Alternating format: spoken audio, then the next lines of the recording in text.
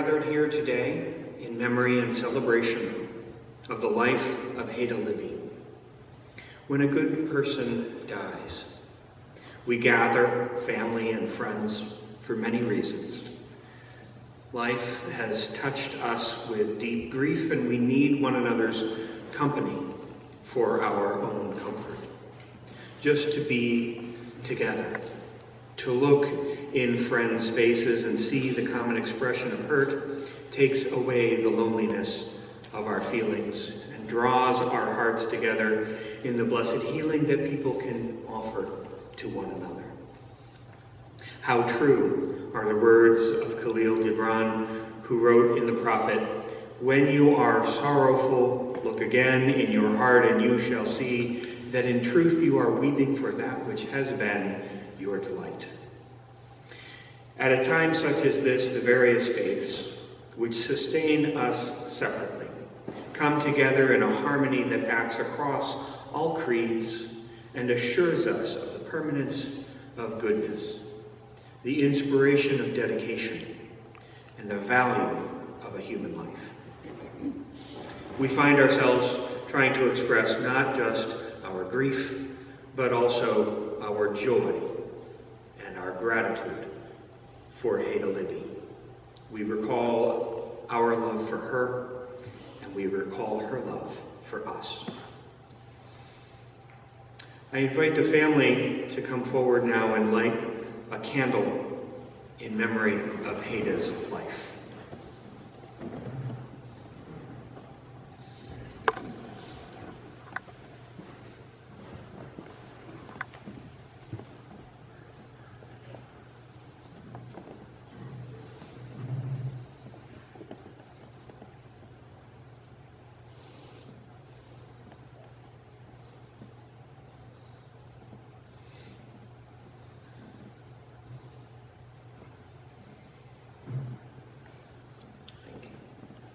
Let this flame symbolize all human life, as well as life itself.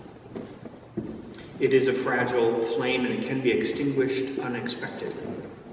But even if fate does not end a life unexpectedly, the burning flame will eventually be consumed by the candle.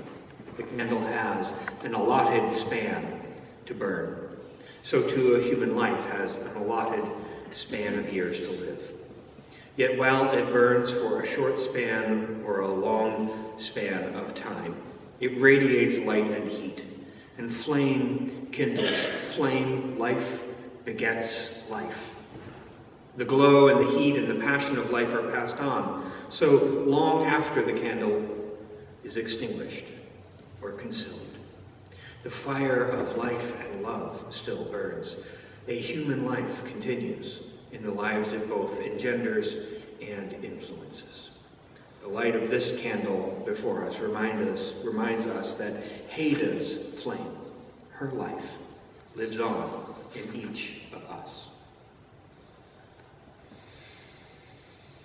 I offer a pair of readings at this time. The first from the Roman philosopher Seneca, centuries back, who wrote, "In the presence of death, we must continue to sing the song of life. We must be able to accept death and go from its presence better able to bear our burdens and to lighten the load of others. Out of our sorrow should come understanding. Through sorrow, we are joined with all of those before us who have ever had to suffer and all those who will yet have to do so. Let us not be gripped by the fear of death. If another day be added to our lives, let us be joyful and receive it, but let us not anxiously depend on our tomorrows. Though we grieve the death of our loved ones, we accept them and hold on to our memories as precious gifts. Let us make the best of our loved ones while they are with us, and let us not bury our love with our dead." A second reading I offer is from Mary Elizabeth Fry, which is perhaps familiar. It's been popular for a number of decades. "Do not stand at my grave and weep. I am not there. I do not sleep. I am 1,000 winds that blow. I am the diamond glint on snow. I am the sunlight on ripening grain. I am the gentle autumn rain. When you wake up in the morning hush, I am the swift, uplifting rush of quiet birds in circling flight. I am the soft starlight at night. Do not stand at my grave and weep. I am not there. I do not sleep.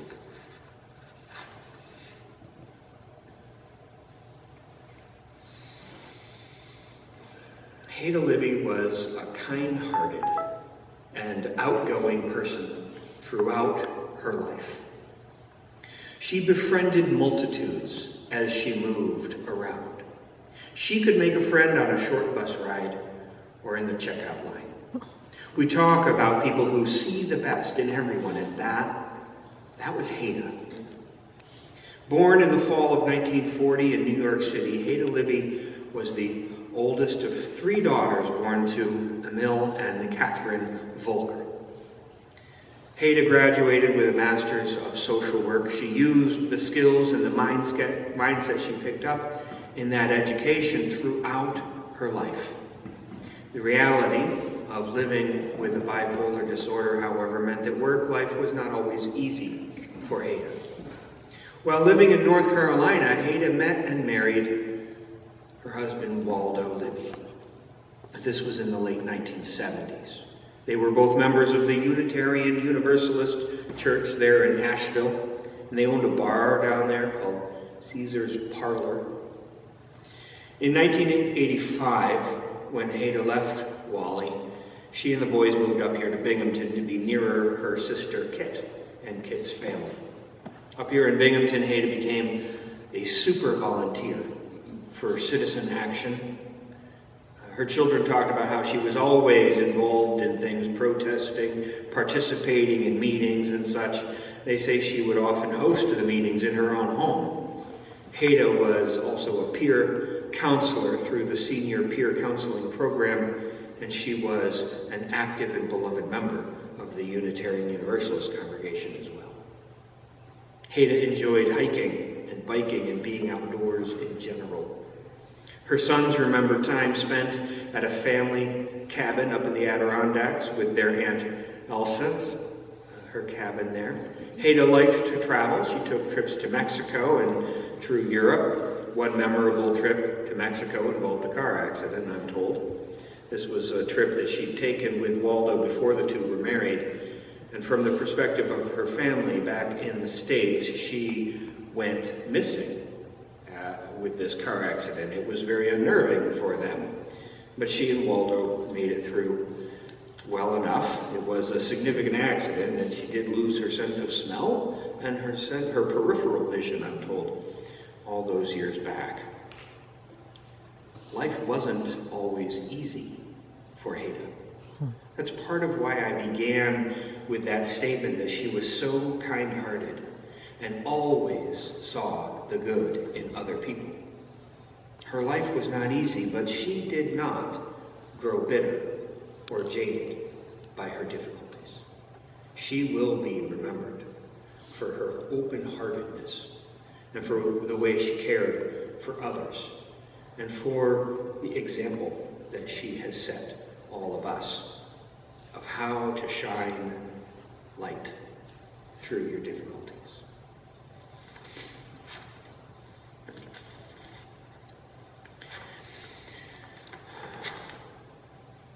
We give thanks for every gift that life gives us, that leads us deeper into the richness and fullness of life.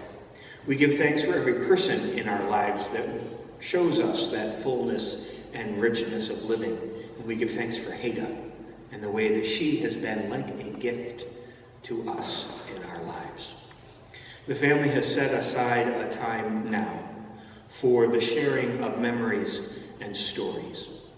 We will do that by inviting some of you here to come forward. I invite you to come all the way up to the pulpit if that is at all possible for you physically, because we have the gift of live streaming this service right now for a number of folks, including her sister Elsa, who could not make the trip. We'll begin inviting any of the family who would like to come forward to offer a few words, and then Elsa sent me a few paragraphs that she would like me to read, unless one of the family members would read them instead. So I'll open it first to any family members who would like to come forward and speak.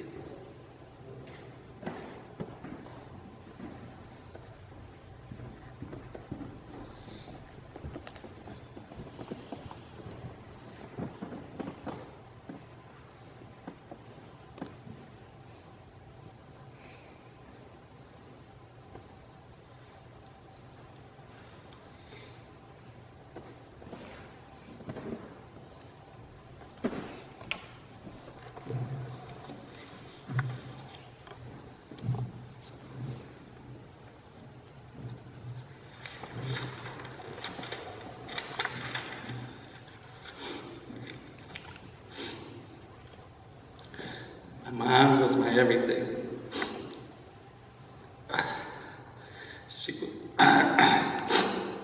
She was one of the very few people who was always with me through all my ups and downs. She dealt with depression like I do. So every time I fell down, she would always be there to soothe me and let me know the bad times will eventually pass and that everything will be all right. Almost every person she met liked her, and she was able to have long, heartfelt conversations, even with complete strangers. The last 6 years of my life, taking care of her was the best years of my life.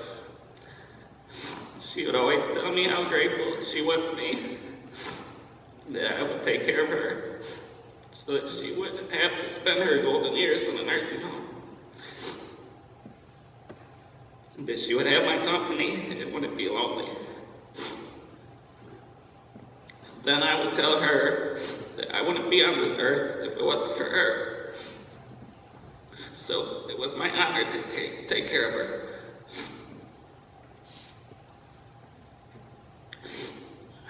I felt badly we didn't get all of her teeth removed before she passed. We got her dentures. We went twice to the dentist to get teeth removed. And each time she screamed in excruciating pain. So after that, I made the decision not to take her to get the last few removed, because it hurt me to see her in so much pain. I wanted to get her to her 80th birthday in November. Sometimes I feel like a bad son and caretaker that I wasn't able to do that. I should have worked on getting her into a nursing home sooner, but since she didn't want to go, I put it off. I was worried that she would give up if she was in a nursing home, if she didn't have people visiting her every day. It's hard to leave the one person in the world that means the most to you all alone. I guess I was a bit selfish because if she went to a nursing home, I would be all alone also.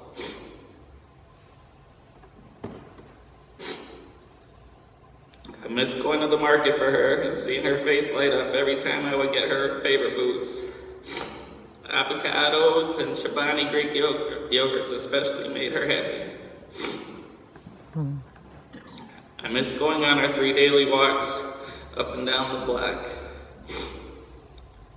I miss taking her to her primary care doctor named Dr. Rosado. She was always so sweet to my mom and treated her well. I miss taking her to her kidney doctor named Dr. Genre. She also was very nice to her.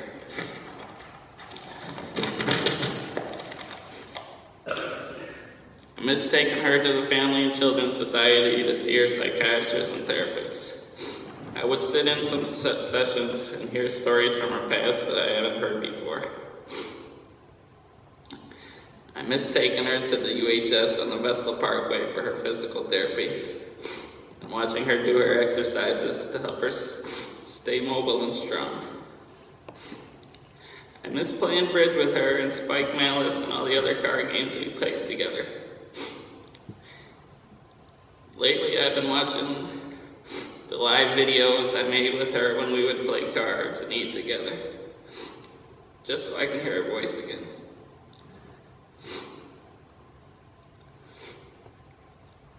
On her last couple days of comfort care, I wanted to do one last video with her while I was holding her hand so that her friends and family could see her one last time. But I decided not to because I wasn't sure whether she would want people to see her in that condition. She wasn't able to respond at that point, so I couldn't get her say so. Plus, I was a bit shy to have people seeing me bawling tears like a baby.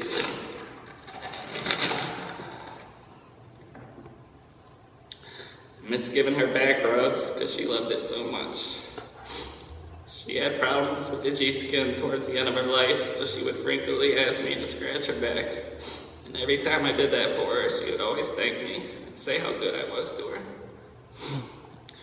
I miss picking out clothes for her to help her get dressed, even though it was difficult sometimes because she was a stickler about her outfits matching color-wise perfectly. I even miss helping her get in and out of the bathtub, even though a couple times when I lifted her out of the tub, I got really bad back spasms. But that pain was only temporary, and making sure she was clean with good hygiene was important to me. I miss watching movies with her. I miss webcamming my foreign friends with her, because she would always get a kick out of me speaking in the Filipino language of Tagalog. And I even taught her a few basic words. She was able to say, "Hi, how are you?" in their language, and able to call my friends beautiful in their language. I miss watching the news in 60 Minutes with her. I'm sure this whole coronavirus thing would have freaked her out, so I'm glad she passed before it got so serious. She loved to hike and bike, and even when she wasn't able to do that anymore, I could tell how much she enjoyed the walks I took her on. Wish I could have one more walk with her on a nice sunny day and give her one more giant hug when we finished. I miss her calling me her love, sweetie, honey, etc. I even miss repeating myself to her because she had trouble hearing. I took her to get tests for her hearing and got her hearing aids. She told me they were uncomfortable, and a couple days later they went missing. I asked her if she had thrown them away, and she said she didn't, but I searched every inch of the apartment and couldn't find them anywhere. So I came to the conclusion that she must have flushed them down the toilet, which is okay, because I wouldn't have forced her to wear them if they were uncomfortable. So many more things I would like to say, but would be here all night if I went through all the ideas going in my head.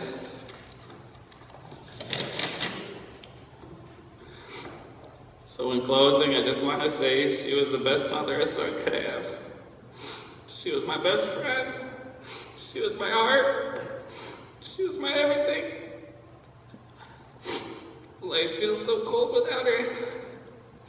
I miss her every day for the rest of my life, and I will think about her every day for the rest of my life. Rest in peace, Mom, until we meet again. I love you.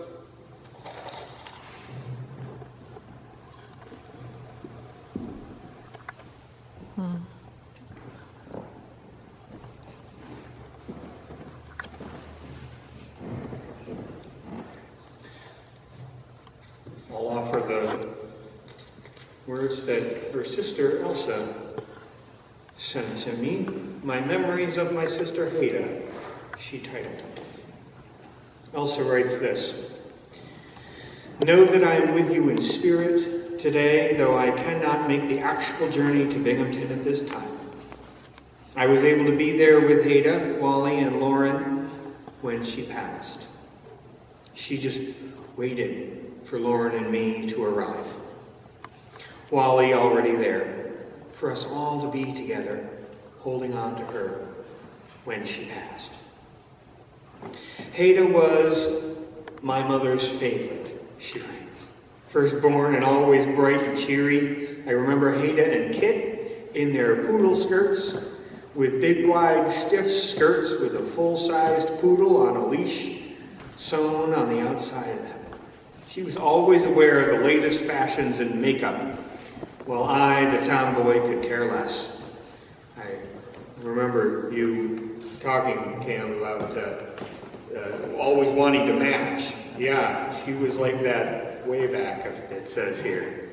I remember sitting in front of the large round mirror of my mother's dressing table while Heda would set my hair in curlers, saying, "We have to look at you."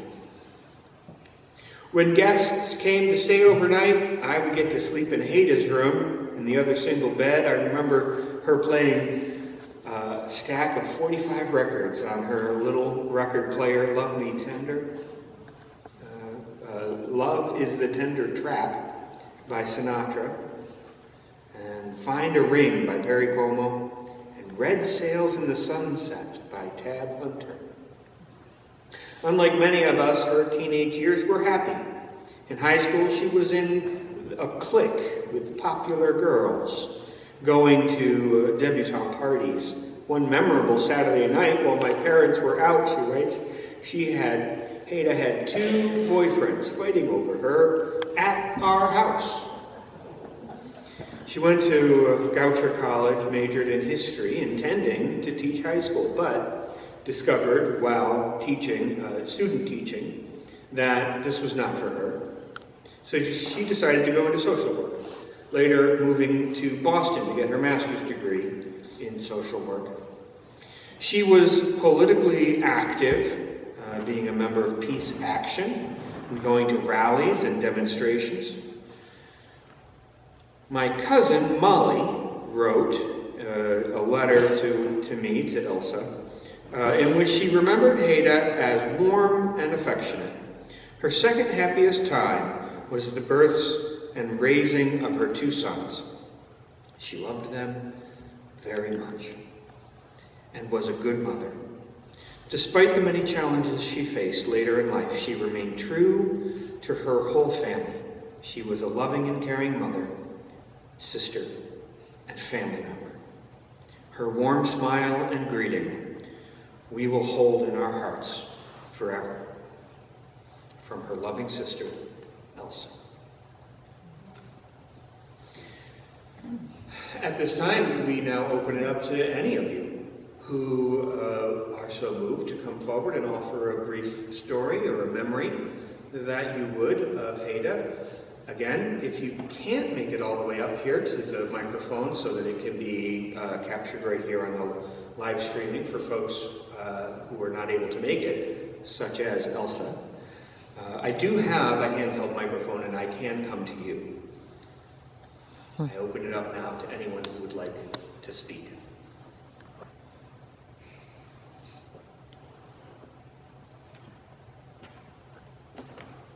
If no one else wants to speak first, I'll come up and talk. All right. I can come up there. Wonderful. Blessed be the courage of the first. Somebody had to go first. Yeah, definitely. For Elsa's benefit, I want to say I'm Cindy Westerman. I really wanted to get in touch with you, Elsa, but I couldn't find your phone number, which you'd given to me, and I didn't know your address. So I just to take this opportunity just to say how terribly sorry I am about Heda. I knew Heda for a long time. Somebody asked me when I came in here how I first met her. I think the first time I met her, I was leading a hike for the Sierra Wetlands group, and she came along on that. Later on, I got to know her through Mary Durbin, who also knew her sister, Kit. And Kit and Mary and I oftentimes went places together. We were kind of a foursome. It's very sad for me to think that I'm the only one left out of that foursome right now. Heda, as everybody said, was so outgoing. She was just a wonderfully friendly person. And I've never met anybody who wanted to have all her friends with her. You would make a date with Heda to go to the movies, and before the time you got to the movies, there were 5 other people there. She just insisted on asking everybody to come, and she loved her friends, and she loved to have them with her. She also has, as everybody has mentioned, a beautiful smile. And I'm sure in younger days, I can see why the 2 boys fought over her, because she was very pretty and very, very popular. But some of the things I remember about Heda were, first of all, at my swimming pool, Heda loved to swim and she loved to sit on the pool noodles. I saw some pool noodles yesterday in Agway, and I remembered Heda and how she loved them. In fact, ever since I heard of Heda's death, I have been thinking about all the things we used to do together, and I sometimes seem to sort of miss her now, really in more than I did when she was just sick and I didn't have a chance to see her. She would come to the pool and she would sit on the noodles and talk to people. She loved to chat, and she loved to be on the water, and she loved to be out in the sun. Another thing I remember is going to the movies at VU every Friday night with the 3 other people who are now gone, and we would always talk about the movies afterwards, and it was we'd sort of break up, so Mary and Kit were together, and Heda and I were together walking and talking. The other memory that I have that's very strong is playing Quiddler, which for those of you who don't know is a card game. She, her friend Bill, and Richard and I used to play. First we'd go sit in Richard's hot tub and enjoy ourselves just talking, and then we would play Quiddler and have a glass of wine, and it was just, Heda loved that. She loved being with the people, and she loved the competitiveness of playing the game. Although she didn't win too often, she would still very much enjoy it. And I guess the one thing I want to say is I just feel so badly. I didn't know Heda was in the nursing home. I heard she was going to the nursing home, and I didn't get a chance to see her soon enough. But I guess a lot of people feel regrets about things they haven't done. But I would really have felt better had I been able to go see her before she passed. But I still have very, very vibrant memories of her. And I was very, very moved by what Cam said, or Wally as he's called. I didn't realize her strengths as a mother. I knew she had children and she loved them and cared about them, but that was just to me a very, very moving talk. And I guess that's all I have to say right now. But I certainly will miss Heda, as I know all of us here will. Thank you.